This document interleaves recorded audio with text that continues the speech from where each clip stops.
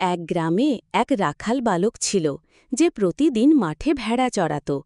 একদিন তার খুব একঘেয়ে লাগছিল, তাই সে গ্রামবাসীদের সাথে একটু মজা করার ফন্দি আঁটল।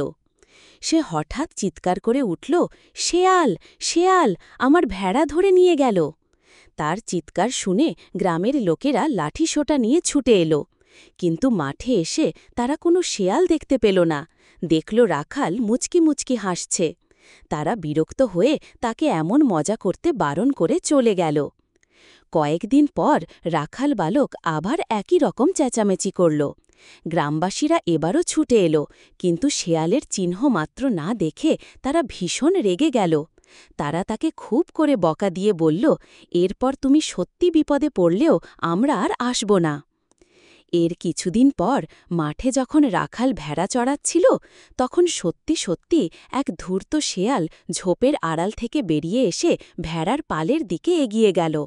রাখাল বালক শেয়ালটিকে দেখে ভয়ে কাঁপতে কাঁপতে সর্বশক্তি দিয়ে চিৎকার করতে লাগল, শেয়াল, শেয়াল, এবার সত্যি শেয়াল এসেছে, দয়া করে বাঁচাও।